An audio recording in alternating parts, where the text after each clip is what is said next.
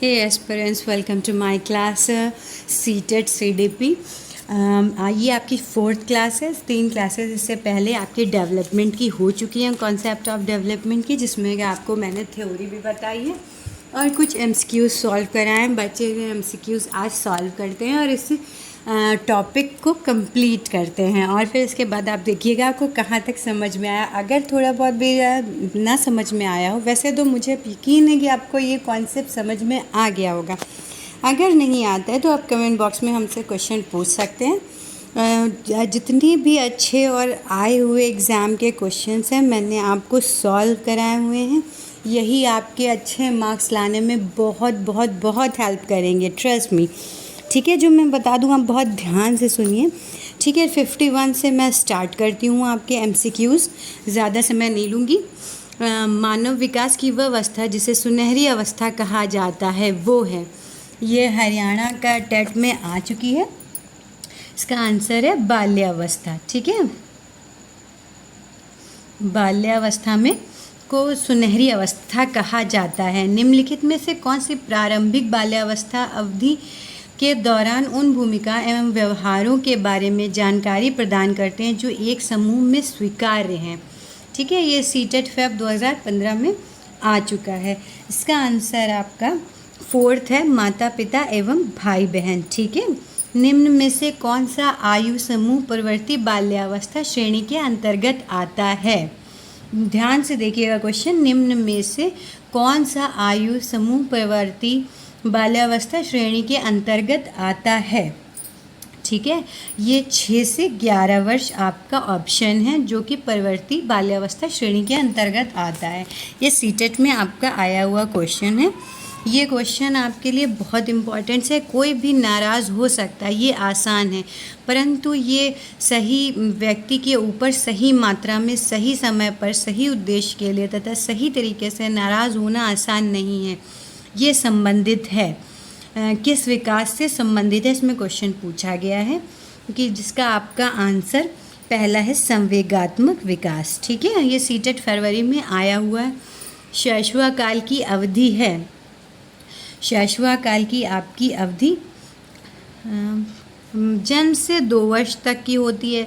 ठीक है, ये सितंबर CTET 2015 में आया हुआ क्वेश्चन है। मध्य बाल्यावस्था में भाषा डैश के बजाय डैश अधिक होती है। इसमें से 2 आपको क्वेश्चन जो है आंसर चूज़ करने हैं। इसमें से सामाजिकृत और अहम केंद्रित हो सकता है। देखिए, मध्य बाल्यावस्था में भाषा सामाजिकृत के बजाय अहम केंद्रित अधिक है। ठीक है, आपका अब 56 के बाद 57 ले लेते हैं। 57 में आपका आएगा विकास डैश से डैश की ओर बढ़ता है। विकास डैश से डैश की ओर बढ़ता है। विकास डैश से डैश की ओर बढ़ता है। ठीक है, इसका आंसर आपका फोर्थ है, सामान्य और विशिष्ट। ठीक है, निम्न में से कौन से कथन विकास और अधिक के बीच संबंध को सर्वश्रेष्ठ रूप से जोड़ता है? ठीक है, इसका अधिक और अधिगम और विकास एक जटिल तरीके के अंतर संबंधित है। किशोरों के संबंध में निम्न से कौन सा कथन सर्वाधिक उचित है? चिंतन का मूर्त क्रियाओं में प्रदर्शित होना, बुद्धि बालक में आकस्मिक वृद्धि, संवेगात्मक प्रोत्साहन की घटना बढ़ जाती है, पढ़ाई के प्रति लापरवाह रवैया। ठीक है, ये इसमें से संवेगात्मक प्रोत्साहन की घटना बढ़ जाती है। ये आपका जो है थर्ड वाला ऑप्शन जो है मेरा ख्याल है सही है, आपका थर्ड वाला ऑप्शन। ठीक है, और 60 क्वेश्चन ले लेते। विकास की गति एक व्यक्ति से दूसरे के भिन्न होती, किंतु ये एक डैश नमूने के अनुगमन करती है। डैश नमूने का अनुगमन करती है। ठीक है, तो इसका आंसर आपका होगा 60 का फोर्थ। एड़ी से चोटी तक अव्यवस्थित, अप्रत्याशित, क्रमबद्ध एवं व्यवस्थित। क्रमबद्ध और व्यवस्थित आपका आंसर होगा। ठीक है, विकास के लिए निम्न में से कौन सा एक उचित है? सामाजिक सांस्कृतिक संबंध के विकास में एक महत्वपूर्ण भूमिका का निर्वाह करता है। ये आपका ऑप्शन बिल्कुल सही है। ठीक है, आपका नेक्स्ट क्वेश्चन 62 है। भाषा विकास के लिए प्रारंभिक बचपन डैश काल है? अति संवेदनशील इसका आंसर होगा आपका। भाषा विकास के लिए प्रारंभिक बचपन अति संवेदनशील है। मध्य बचपन अवधि है। ये आपका सीटेट फेब 2016 के आए हुए क्वेश्चन है, जो कि लगातार आपके जो स्क्रीन पर हैं। बहुत ध्यान से पढ़िए, बहुत इम्पोर्टेंट आपके आने वाले सीटेट एग्ज़ाम्स के लिए हो सकते हैं। मध्य बचपन अवधि है। ठीक है, ये आंसर आपका 6 से 11 वर्ष का है। मध्य बचपन अवधि 6 से 11 वर्ष के बीच मानी जाती है। विकास के बारे में निम्नलिखित में से कौन सा एक कथन सही नहीं है? ठीक है, विकास भिन्न व्यक्तियों के भिन्न गति से होता है। पहले ही ऑप्शन आपका सही है, जो कि फेब सीटेट 2016 में आया हुआ क्वेश्चन है। भाषा के विकास के लिए सबसे संवेदनशील समय निम्नलिखित में से कौन सा है? ठीक है, ये भी आया हुआ आपका क्वेश्चन है। इसका आंसर है प्रारंभिक बचपन का समय। ठीक है, थर्ड ऑप्शन आपका बिल्कुल सही है, प्रारंभिक बचपन का समय। विकास के सिद्धांत के बारे में निम्नलिखित में से कौन सा कथन सही है? विकास वंशानुगत और वातावरण के बीच सतत अन्योन्य क्रिया से होता है। विकास परिपक्वन और अधिगम पर आधारित होता है। प्रत्येक बच्चा विकास के चरणों से गुजरता है, फिर भी बच्चों की व्यक्तिगत भिन्नताएं बहुत होती हैं। विकास एक परिणात्मक प्रक्रिया है, जिसका ठीक मापन हो सकता है। ठीक है, ये मेरा ख्याल है आखिरी वाला क्वेश्चन जो बिल्कुल सही है आपका। फोर्थ जो आपका है परिणात्मक प्रक्रिया जिसका ठीक मापन हो सकता है। ठीक है, ये आपका आया 70 नंबर का क्वेश्चन। निम्न में से किसको मुख्य आधिकारिक ग्रंथि कहा जाता है? आधिकारिक ग्रंथि कहा जाता है। ठीक है, ये यूपी टेट में आया हुआ क्वेश्चन है आपका।